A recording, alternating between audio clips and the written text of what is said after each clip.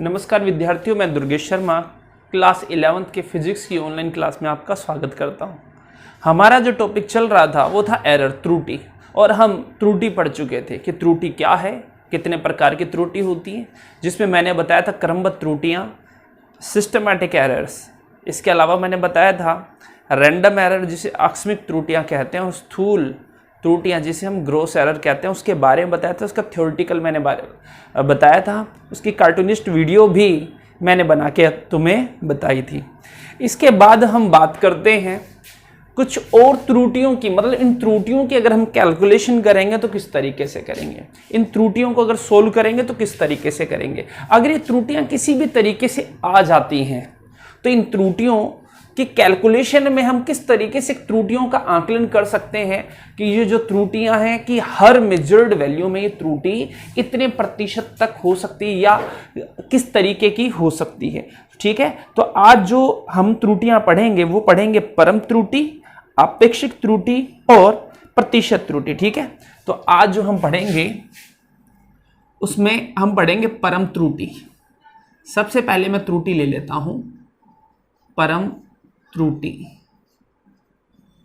जिसे absolute error कहते हैं। ठीक है, जिसे हम क्या कहते हैं, एब्सोल्यूट एरर।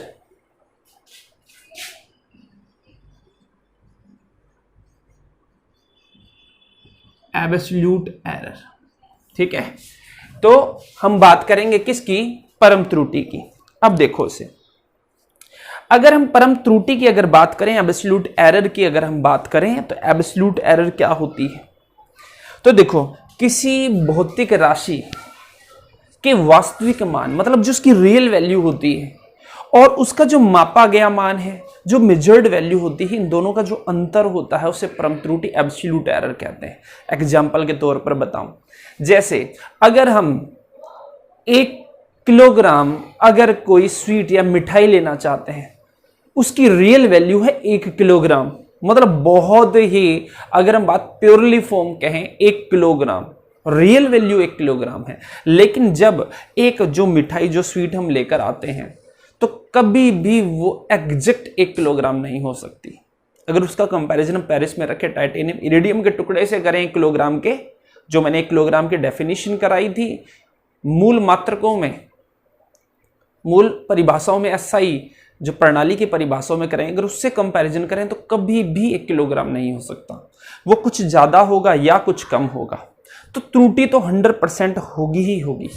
1 पेंट हो सकता है 10 ग्राम हो, 1 पेंट 8 ग्राम हो, 1 पेंट 0.1 ग्राम हो, ऐसा कुछ हो सकता है। तो परम त्रुटि की अगर हम बात करें तो हम क्या करेंगे, जो उसकी रियल वैल्यू है, वास्तविक मान है, जैसे 1 किलोग्राम वो, और वो 1.10 हो सकता है कि किलोग्राम हो, तो 0.10 जो है, ठीक है, या फिर हम कहें मापित मान है, मेजर्ड वैल्यू है, 1.10 किलोग्राम है, वो उसकी मेजर्ड वैल्यू है, दोनों का जो अंतर है वो एब्सोल्यूट एरर कहलाता है, परम त्रुटि कहलाता है। ठीक है, तो मैंने बताया कुछ थ्योरेटिकल चलेगा, बाकी तुम्हें गणितीय विश्लेषण, मैथमेटिकल एनालिसिस पर ध्यान देना है। तो देखो, परम त्रुटि होगा क्या।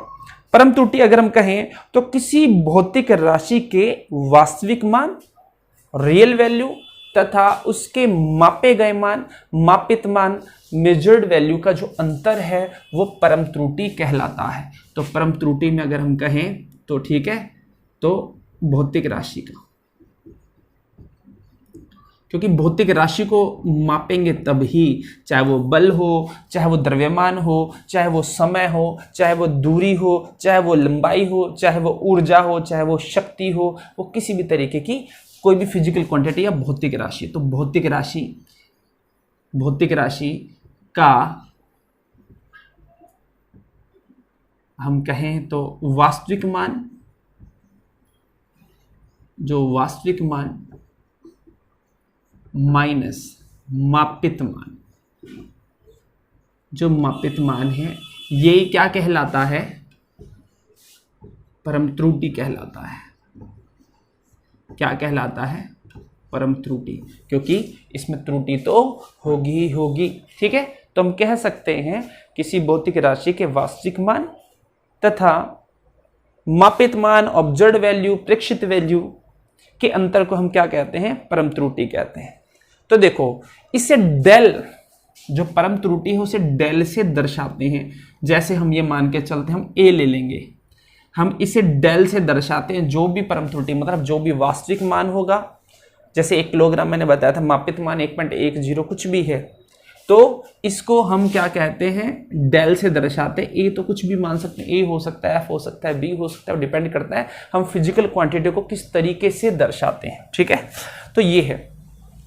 तो अगर हम बात करें वास्तविक मान ए रियल वैल्यू है, ठीक है ना, रियल वैल्यू है या मीन वैल्यू है m माइनस ए, अगर इसको 1 लेंगे तो डेल ए इक्वल्स टू, हम यहाँ कह सकते हैं a1 का del a1 equals to a minus A, या फिर हम ऐसे भी कह सकते हैं कि इसको डेल से दर्शाते हैं। डेल का मतलब ही परम होता है, मतलब ये जो मापित मान था उसमें से वास्तविक मान का मतलब अगर हमें वास्तविक मान पता हो तो वास्तविक मान, लेकिन अगर हम कोई पाठ्यांक ले रहे हैं या फिर हम कोई प्रयोग कर रहे हैं तो हमें वास्तविक मान नहीं पता उसका क्या है, तो हम क्या करते हैं 8 से 10 बार उस प्रयोग को, मतलब एक ही प्रयोग को दोहराते हैं और जो पाठ्यांक आते हैं उसका जो एवरेज ले लेते हैं, माध्यम मान ले लेते हैं, हम उसी को वास्तविक मान मानते हैं। इसलिए मीन ए माइनस ए ये वो है जो मापा गया मान है। ठीक है, इसी को हम वास्तविक मान मान लेते हैं, क्योंकि जितनी बार हम पाठ्यांक को लेंगे, दोहराएंगे और उसका माध्यम मान लेंगे, त्रुटि उतनी कम होती जाती है, तो हम क्या करते हैं उसी को वास्तविक मान ले लेते हैं। ठीक है, तो ये है, तो हम कह सकते हैं इसे डेल से दर्शाते हैं। अब ये मान के चलते हैं कि a1 है, a2 है, a3 है, या फिर a है किसी व्यक्ति द्वारा अगर मापे गए मान है, तब क्या करते हैं हम इनके माध्य को ही हम क्या करते हैं शुद्ध या वास्तविक मान लेते हैं, क्योंकि हम वास्तविक या शुद्ध मान ज्ञात नहीं कर सकते हैं, कुछ ऐसे भी हमारे पास पाठ्यांक होते हैं। ठीक है, तो सबसे पहले तो ये बात है, मान के चलते हैं, माना कोई हम प्रयोग कर रहे हैं, कोई प्रेक्षण ले रहे हैं, तो a1 a2 a3 an मापे गए मान है, मापे गए मान या फिर पाठ्यांक है। ठीक है, तब वास्तविक मान क्या होगा, अगर हमें वास्तविक मान नहीं पता है तो वास्तविक मान इनका माध्य मान ही होगा। और माध्य मान अगर हम निकालें तो कैसे निकाल सकते हैं, इसको हम am कह सकते हैं, इसको हम a बार कह सकते हैं, इसको हम a माध्य कह सकते हैं। ठीक है, और a वास्तविक भी कह देते हैं। उस कंडीशन में अगर हमें वास्तविक मान नहीं पता है और हम कोई प्रयोग कर रहे हैं, तो a1 plus a2 plus a3 plus dot dot dot plus an upon में n। ठीक है, या हम इसको ऐसे भी लिख सकते हैं, वास्तविक मान है तो a बार है। ठीक है ना, तो इसको हम समेशन n की है i बराबर 1 to n a, ये भी ले सकते हैं इसको। तो ये है, ये तो हम उस स्थिति में अगर हमें वास्तविक वैल्यू नहीं पता हो ड्यूरिंग द एक्सपेरिमेंट, प्रयोग करते समय, कोई परीक्षण लेते समय, ठीक है, तो हम क्या करेंगे, बहुत मान लेंगे एक प्रयोग को, मतलब लेंथ हमने नापी, किसी भी तार है, तार की मोटाई नापी हमने, तो a1 ले लिया, दोबारा मापी, तीसरी बार मापी, nv1 मापी, उसी से भाग दे दिया, तो हम उसी को वास्तविक मान लेते हैं और इससे फिर हम परम मान निकालेंगे। ठीक है, इतना है, इतना नोट करो।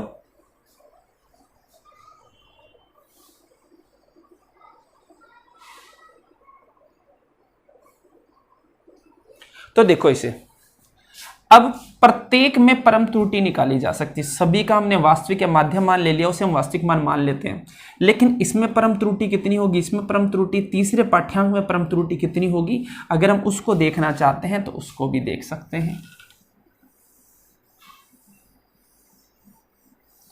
तो देखो इसे,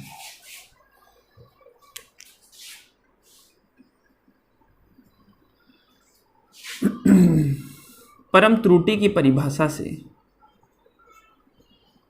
परम त्रुटि की परिभाषा से अगर हम परम त्रुटि लेना चाहते हैं, नोट कर लिया होगा, परम त्रुटि की परिभाषा से अगर हम A1 इस पहले पाठ्यांक में अगर हम जानना चाहते हैं कि परम त्रुटि कितनी होगी, तो हम AM में से A1 घटा देंगे। ठीक है, AM हमने अभी निकाला था। डेल A2 की अगर बात करें, दूसरे पाठ्यांक में कितनी त्रुटि है, परम त्रुटि है, तो A2 कर लेंगे। डेल A3 की बात करेंगे तो AM में से A3 कर लेंगे। इसी तरीके से ये चीज़ चलती जाएंगी और AN का मान जो होगा उसमें AM में से AN घटा देंगे। ठीक है, तो इस तरीके से यहाँ del A1, del A2, del A3 और डेल AN प्रत्येक पाठ्यांक में परम त्रुटि होगी, एब्सोल्यूट एरर होगी। ठीक है ना, तो ये चीज़ है, इसे नोट करो। अब देखो, परम त्रुटि का जो मान है वो अलग अलग परिस्थितियों में क्या होता है, धनात्मक भी हो सकता है, ऋणात्मक भी हो सकता है। ठीक है ना, क्योंकि हो सकता है जो मेजर्ड वैल्यू होगी, जो मापित मान है, वो रियल वैल्यू से ज़्यादा हो सकता है कम भी हो। जैसे अभी मैंने एग्जांपल दिया, 1 किलोग्राम की चीज़ है वो 1.10 भी हो सकती है, और हो सकता है कि 9 से 99 ग्राम भी हो सकती है। ठीक है ना, तो धनात्मक ऋणात्मक दोनों मान हो सकते हैं। लेकिन अगर हम बात करें कि परम त्रुटि अगर हम ज्ञात करना चाहते हैं, तो हम क्या करते हैं, केवल इसका परिमाण ही लेते हैं, और जो कि सदैव धनात्मक होता है। तो हम जो भी मान लेंगे इसमें, वो डेल A जो होता है वो इसका केवल परिमाण लेते हैं। केवल क्या लेते हैं, परिमाण लेते हैं। इसको हमेशा धनात्मक मान नहीं लेते हैं, धनात्मक के रूप में लेते हैं त्रुटि में, ध्यान देना। ठीक है, तो ये थी तुम्हारी परम त्रुटि, absolute error.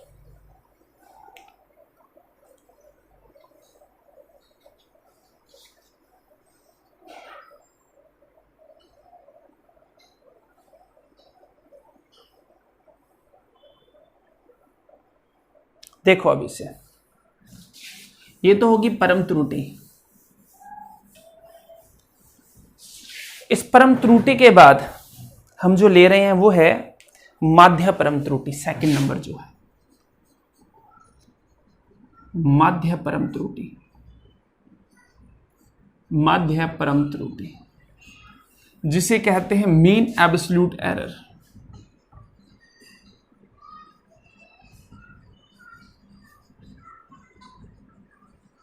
Mean absolute error, मध्य परम त्रुटि। तो देखो, हमने कोई पाठ्यांक लिया था, हमने AM जो लिया था वो तो था वास्तविक मान, और A1, A2, A3 ये थे मापित मान। ठीक है ना, और जो del A1, del A2, del A3 और डेल AN ये है प्रत्येक मापित मान में परम त्रुटि थी। अब परम त्रुटि के माध्य मान को हम क्या कहते हैं, माध्य परम त्रुटि कहते हैं। तो इसकी जो डेफिनेशन है वो क्या है, परम त्रुटि के माध्य मान को हम क्या कहते हैं, माध्य परम त्रुटि कहते हैं। तो देखो, डेल A ये तो है परम त्रुटि, इसे बार कर दो चाहे AM कर दो। ठीक है, और जो क्या होगा डेल A1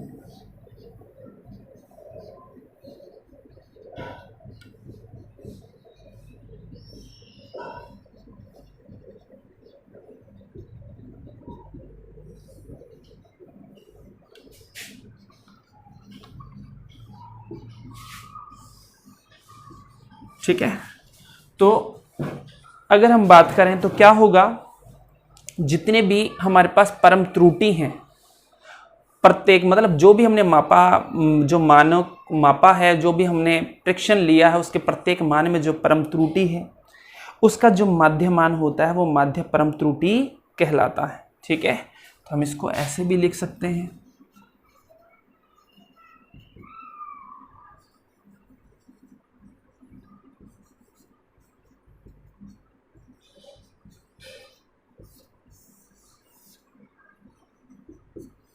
तो इस तरीके से ये है माध्य परम त्रुटि। ठीक है,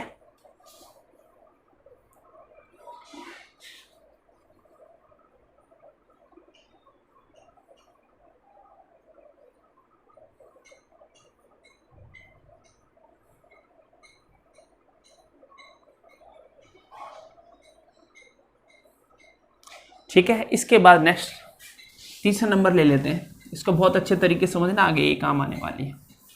इसके बाद हम ले लेते हैं जो तीसरा नंबर है हमारे पास, तीसरा नंबर ले लेते हैं। इसको हम आपेक्षिक त्रुटि भी कहते हैं, आपेक्षिक त्रुटि,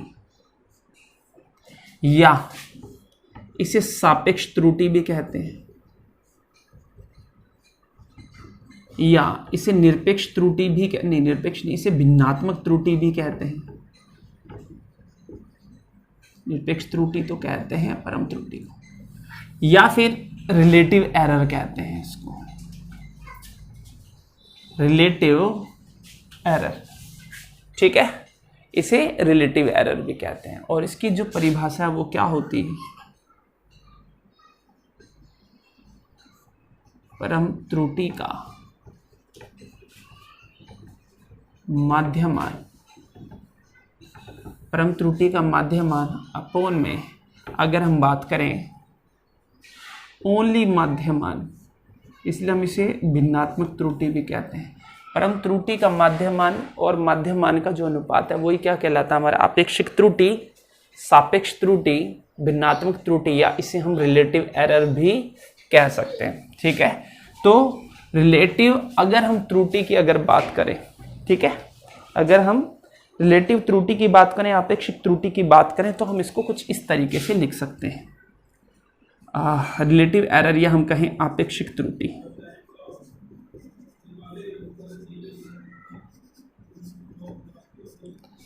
तो डेल ए बार या del A M equals to, हम सीधा माध्यमान ले लेते हैं ए बार, या फिर हम कह सकते हैं डेल ए एम अपोन में ए एम। ठीक है ना, ए एम का मान तो हमें पता ही है, A1 प्लस A2 प्लस, ठीक है। और डेल ए एम की अगर बात करें,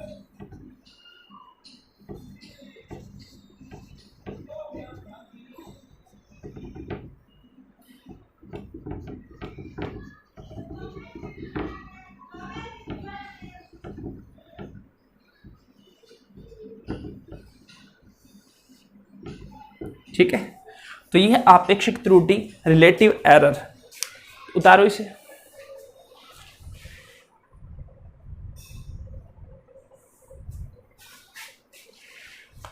चलो, इसके बाद हमारे पास जो लास्ट त्रुटि बचती है वो आपेक्षिक त्रुटि का ही एक भाग है। ठीक है ना, तो हम क्या कह सकते हैं आपेक्षिक त्रुटि में, इस वाले में माध्य परम त्रुटि तथा मापित राशि के माध्यमान के अनुपात को ही हम क्या कहते हैं? आपेक्षिक त्रुटि कहते हैं। बाकी जो फॉर्मूला करवा दिया बस इसी में इसकी परिभाषा है। ठीक है, तो अब बात करते हैं प्रतिशत त्रुटि की, परसेंटेज एरर की। तो ध्यान देना, इसमें कुछ नहीं है, सेम है। अगर हम बात करें चौथा नंबर प्रतिशत, चौथा नंबर अगर हम बात करेंगे प्रतिशत त्रुटि, प्रतिशत त्रुटि, तो देखो प्रतिशत त्रुटि क्या है, परसेंटेज एरर है क्या?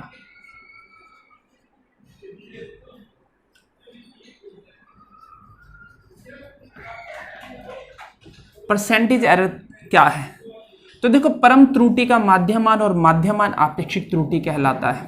ठीक है, और इसी का जो प्रतिशत मान है वो प्रतिशत त्रुटि कहलाता है। वो क्या कहलाता है? प्रतिशत त्रुटि कहलाता है। तो इसकी परिभाषा क्या होगी? आपेक्षिक त्रुटि का, आपेक्षिक त्रुटि का प्रतिशत मान क्या कहलाता है? प्रतिशत त्रुटि। प्रतिशत त्रुटि होती क्या? परम त्रुटि का माध्यमान गिनवा में मध्यमान इनटू में 100, बस इतना होता है। इसको हम इंटू 100 से मल्टीप्लाई कर दें तो प्रतिशत त्रुटि बन जाता है। हम कह सकते हैं आपेक्ष त्रुटि का जो प्रतिशत मान है वही क्या कहलाता है? वो प्रतिशत त्रुटि कहलाता है। ठीक है, तो ये चीज़ हम लिख सकते हैं। तो या फिर हम कह सकते हैं जब आपेक्षिक त्रुटि को प्रतिशत में व्यक्त किया जाता है तो इसे प्रतिशत त्रुटि कहते हैं। ठीक है, इसको लिखना चाहें तो हम वैसे ही लिख सकते हैं जैसे पहले मैंने बताया था, प्रतिशत एरर, इसको